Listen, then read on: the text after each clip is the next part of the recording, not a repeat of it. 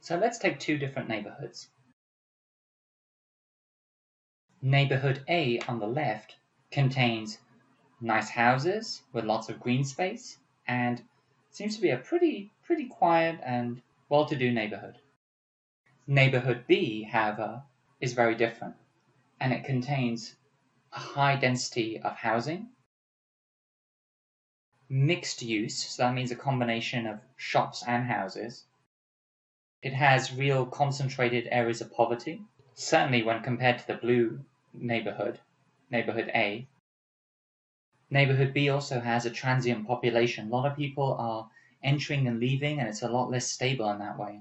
And also, some of the buildings in neighborhood B are pretty worn down or dilapidated. Now, which neighborhood would you like to live in? Well, one of the things that we can think about is that neighborhood B, with all of these features, is much more likely to be a high crime neighborhood. And what happens in high crime neighborhoods is that they may have higher rates of people having problems with drugs, higher rates of infant mortality, juvenile delinquency, high school dropout, and lots of other issues that occur there. And what we know is that actually, due to residential segregation, which is covered in another video, we have neighborhoods with very different crime rates and safety. Sometimes these neighborhoods are just a street away from one another.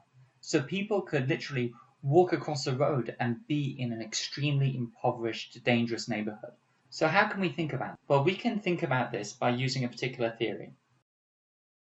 And the theory that I'm thinking about is called the social disorganization model. And in the social disorganization model, we know that crime occurs, and the type of crime which we're really focusing on is street crime. And we think that crime is really as a result of the situation and the residential situation, I should say, that people are living in. It's much less to do with their individual personal characteristics, such as their ethnicity, race, beliefs, and much more so to do with the neighborhood or environment that they're in. And there's certain components to the neighborhoods that they reside in that make crime more likely to happen.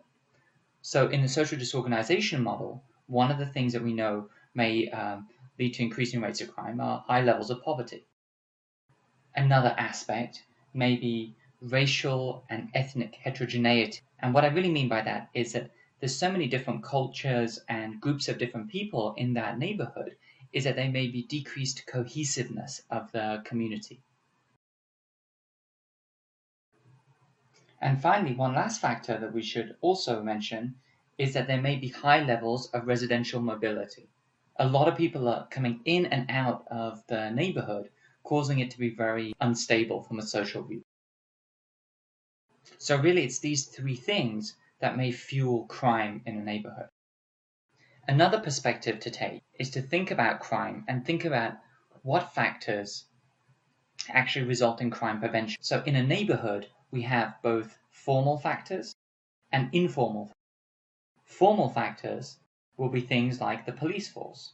Informal factors will be things like the local community, neighbors, families, friends.